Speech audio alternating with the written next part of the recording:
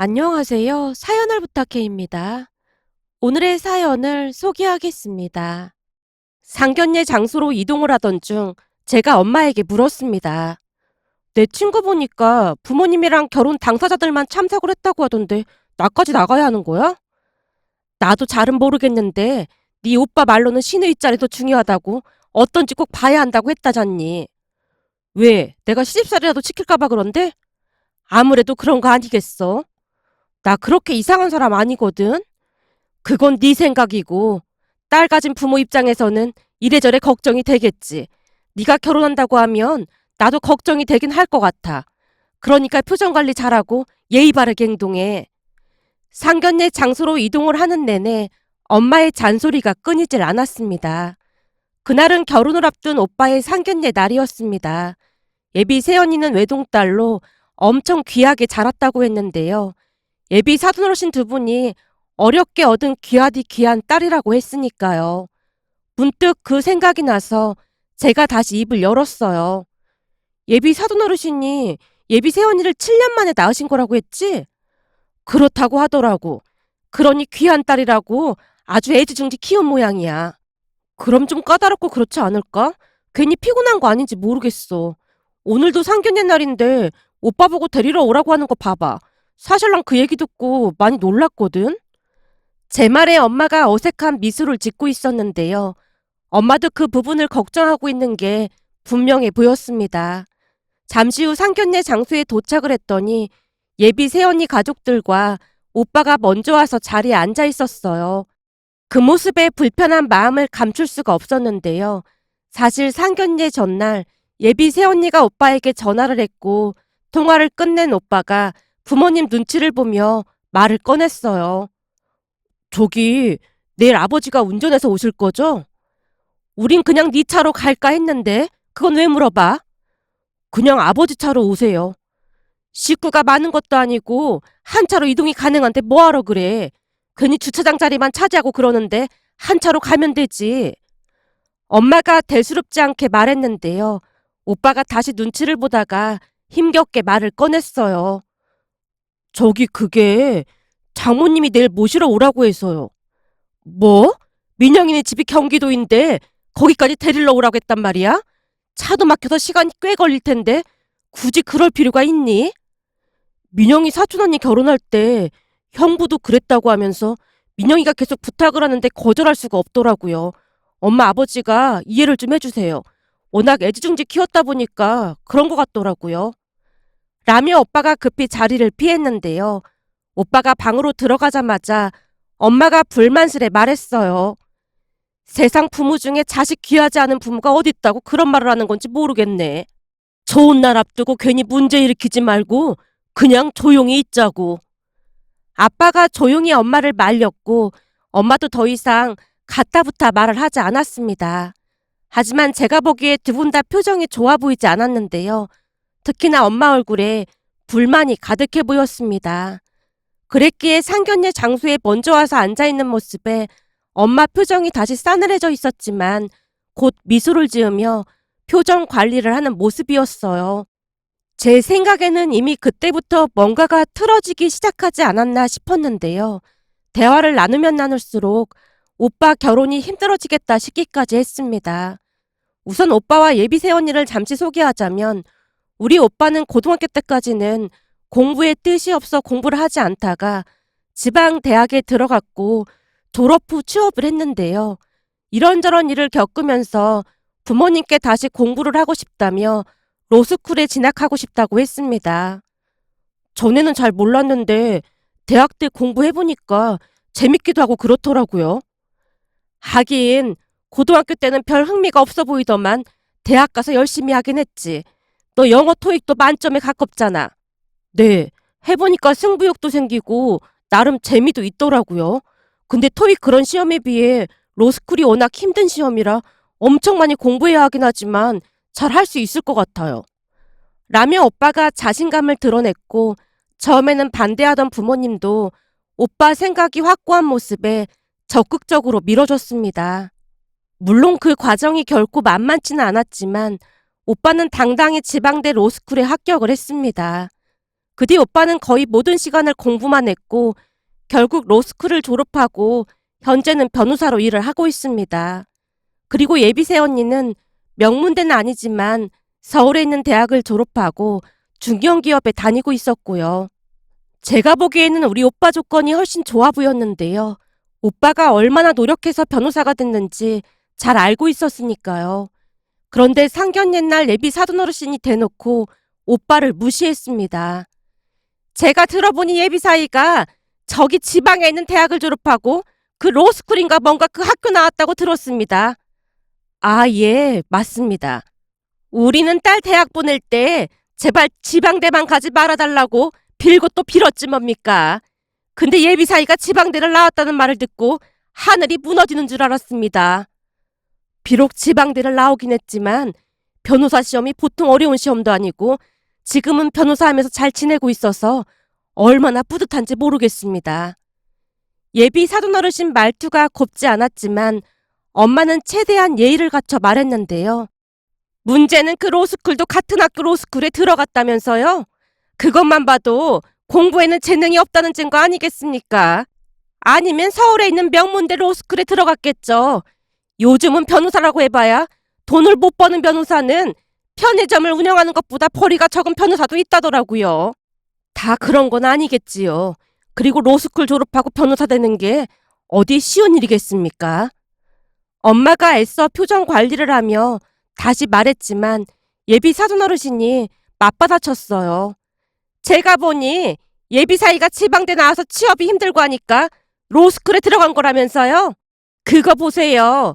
우리 딸처럼 공부 잘해서 서울에 있는 대학에 들어갔으면 그런 일이 있었겠습니까? 우리 딸은 한 번에 서울에 있는 대학에 합격해서 돈도 별로 안 들어갔거든요. 그런데 예비 사이는 로스쿨에다 뭐다 돈도 많이 들어갔다면서요. 예비 사돈 어르신이 약간은 비웃는 듯한 표정으로 말하고 있었는데요.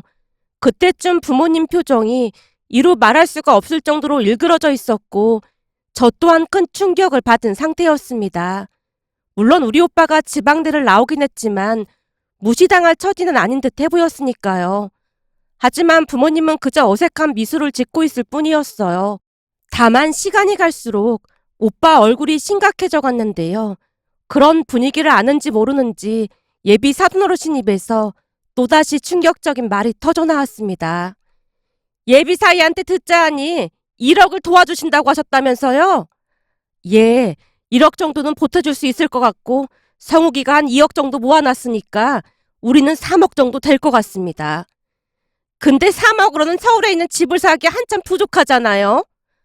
아무래도 대출을 좀 받아야 하지 않을까 싶습니다. 아유, 대출 그게 얼마나 무서운 건데요. 들어서 아시겠지만 우리가 참 어렵게 낳은 딸이라 고생 한 번을 안 해보고 자랐습니다. 그런데 신혼 때부터 대출로 시작하면 우리 딸이 너무 스트레스를 받을 것 같네요. 그러지 마시고 사돈이 힘 좀 더 써보세요. 네?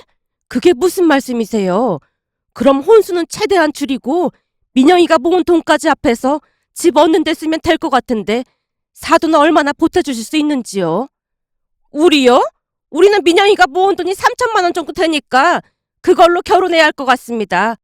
저희가 도와줄 수도 있겠지만 아무래도 노후도 생각하고 해야 하니 나중에 자식들한테 손 안 벌리려면 아껴 써야 하지 않겠습니까? 그럼 우리는 뭘 어떻게 힘을 쓰라고 하시는 건가요? 예비 사돈 말씀처럼 우리도 노후 준비는 해야 하지 않습니까? 그게 제가 듣기로는 사돈 처녀가 결혼할 때도 똑같이 1억 정도 보태주실 생각이시라면서요? 예? 그걸 어떻게 아시는 겁니까? 엄마가 놀란 눈으로 예비 사돈 어르신을 바라보고 있었는데요. 예비 사돈 어르신이 뻔뻔하게 대답했습니다. 그렇지 않아도 예비 사이한테 집에 얘기해서 돈 좀 더 보태달라고 하라고 했더니 나머지 돈은 동생 결혼할 때 써야 해서 절대 안 된다고 하더라고요. 네, 맞습니다. 우리 딸 결혼 자금으로 남겨둔 게 있긴 합니다만. 그럼 그거라도 우선 보태주시죠. 예? 그게 무슨 말씀이세요? 예비 사돈 어르신 입에서 대수롭지 않게 나온 말에 엄마뿐만 아니라 온 가족이 얼어붙었는데요. 예비 사돈 어르신이 정말이지 아무렇지도 않게 다시 말을 꺼냈어요. 사돈 처녀가 언제 결혼할지도 모르는데 그 돈을 그냥 썩히기엔 너무 아깝잖아요. 그리고 딸은 시집가면 남이나 마찬가지인데 아들하고 똑같이 해준다는 것 자체가 좀 웃기는 거 아니겠습니까? 우리 딸도 결혼하면 김씨 집안 사람이 되는 거잖아요. 그러니 아들한테 더 많이 해줘야 하는 게 맞는 거 아니겠습니까? 저기 어머님, 지금 말씀이 너무 지나치신 것 같습니다. 결국 오빠가 대신 대답했지만 예비 사돈 어르신이 불쾌한 표정으로 소리쳤어요. 자네 지금 뭐 하자는 건가? 민영이는 3천에 오고 저는 3억을 해가는데 그런 말씀은 좀 지나치신 거 아닙니까? 자네가 그렇게 말하면 안 되는 거지. 우리 민영이야 서울에 있는 대학을 나왔고 자네는 지방대를 나왔는데 그건 당연한 거 아니겠나? 그리고 자꾸 지방대 하시는데 지금은 변호사까지 됐는데 그게 큰 문제가 될 건 없지 않습니까? 이보게, 자네가 변호사 나부랭이가 됐다고 한들 학벌은 바뀌는 게 아니잖나.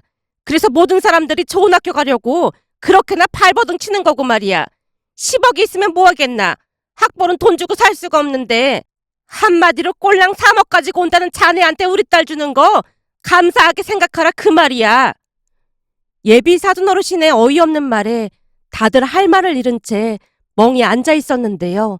순간 오빠가 자리에서 벌떡 일어났습니다. 제가 웬만한 건 다 이해하고 넘어가려고 했는데 도저히 안 되겠네요. 자네 지금 뭐 하는 짓인가? 제가 민영이를 많이 좋아합니다. 딱 보는 순간 인연이라는 생각이 들었거든요. 그런데 사람에게는 넘지 말아야 할 선이라는 게 있는 겁니다. 저한테 함부로 하는 건 그냥 참고 견딜 수 있는데 우리 부모님을 모욕하는 건 도저히 참을 수가 없습니다. 내가 자네 부모님을 언제 모욕했다는 건가? 엄마 아버지 못난 모습 보여서 죄송합니다. 저 이 결혼 안 하겠습니다. 그러니까 그만 일어나세요. 오빠의 말에 얼떨결에 자리에서 일어났는데요. 사실 그전까지는 오빠가 바보가 아닌가 싶은 생각마저 들었기에 심란하기 그지없었지만 그나마 단번에 결단을 내리는 모습에 안심마저 됐습니다. 결국 우리 가족 모두 자리에서 일어난 채 나가려고 몸을 돌렸는데요. 오빠 여친이 오빠에게 따져 물었습니다. 성욱 씨, 이대로 가면 우리 끝나는 건 알고 있는 거지? 당연하지. 내가 너를 아무리 좋아한다고 하지만 우리 부모님한테까지 이러는 건 진짜 선을 넘어도 한참 넘은 거잖아.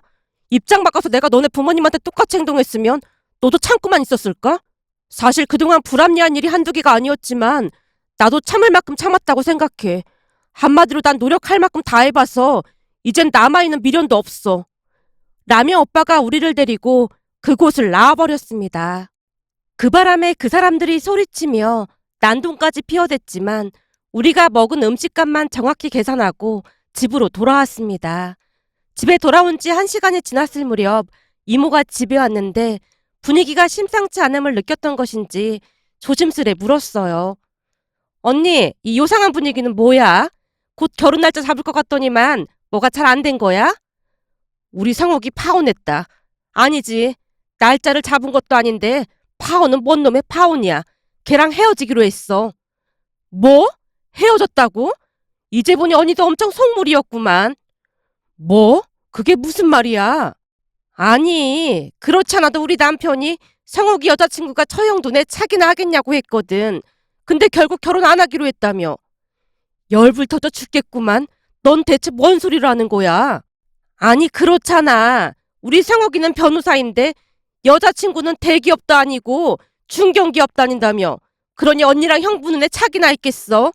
난 평소 우리 언니가 참 이성적이고 겸손한 사람인 줄 알았는데 자식 일이라 그런지 언니도 어쩔 수 없나 보네. 이모의 말에 엄마 얼굴이 울그락불그락해져 있었는데요. 곧 엄마가 이모를 향해 말했어요. 네가 뭔가 단단히 착각하고 있는 것 같은데 우리 성욱이가 지방대 나왔다고 오히려 대놓고 우습게 보더라니까. 뭐? 그게 무슨 말이야?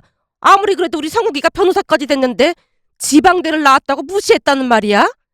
그랬다니까. 아주 대놓고 무시를 하는데 뭐라고 했더라? 아, 그 10억을 줘도 못 사는 게 학벌이라고 서울에 있는 학교 나온 자기 딸이 훨씬 아깝다나 뭐래나 그러면서 생 난리를 치지 뭐니. 진짜 그랬단 말이야? 세상에 그런 사람들이 진짜로 있긴 있구나. 사실 내 친구도 딸이 제주대 약대를 나와서 약국에서 일하고 있거든. 근데 어디 섬에 있는 대학 나왔다고 예비 사돈이 막 비웃더래. 개나 소나 다 가는 듣보잡 대학이라고 말이야. 내 친구한테 그 말 들었을 때는 거짓말이라고 생각했었거든. 제주대 약대 가려면 공부를 얼마나 해야 하는데 그런 소리를 한대? 와, 미쳤다 미쳤어. 제가 놀라서 외쳤는데요. 그러게 말이야. 제주대 약대면 아무나 갈 수 있는 학교가 아니지. 암튼 아주 대놓고 변호사 나부랭이라는 말까지 하더라니까. 에이 설마 그건 좀 오버하는 거 아니야? 진짜 그랬다니까. 정 못 믿겠으면 우리 딸한테 물어보던지. 라며 엄마가 이모와 저를 번갈아 가며 바라보는 모습에 제가 대답했습니다. 이모, 맞아. 진짜로 그랬어. 뭐? 완전 쌍놈의 집구석이네. 어쩜 무식해도 그렇게 무식할 수가 있어? 그럼 진이 너는 왜 가만히 있었어? 그 자리에서 내가 어떻게 나서겠어. 아유 답답해. 넌 고려대학교 나왔는데 당당히 말했어야지.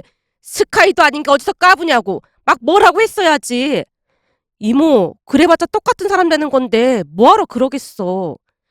제가 고개를 절레절레 흔들고 있었는데요. 엄마가 분하다는 듯이 소리쳤습니다.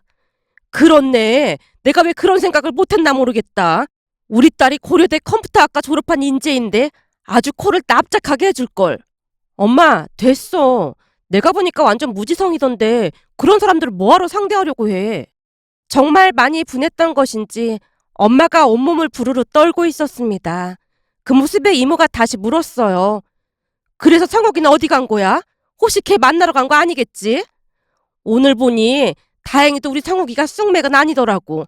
그 인간들이 우리한테 함부로 하는 거 보더니 눈이 뒤집혀서는 막 몰아붙이더라니까. 그나마 성욱이가 그래줘서 조금 마음이 풀리긴 했어. 당연하지. 그래도 변호사 시험까지 합격한 인재인데 아무 생각이 없겠어? 그럼 확실히 헤어진 거지? 그런 거 같아. 집에 돌아오자마자 걔랑 통화하는 거 들었는데 전화를 차단하겠다고 막 소리치더니 친구 만난다고 나갔으니까. 다행이네. 근데 내가 볼 때는 이번 사태가 오히려 전화 이복이 된 게 아닌가 싶네. 그런 무식한 인간들이랑 사돈 맺었다고 생각해봐. 아주 끔찍하잖아. 네 말 들어보니 그건 그렇네. 그러니까 얼굴 펴고 오히려 감사하게 생각해. 이모 말에 그제서야 엄마 표정이 밝아졌고 곧 우리는 치킨에 맥주를 마시러 밖으로 나가서 즐거운 시간을 보내다 왔습니다.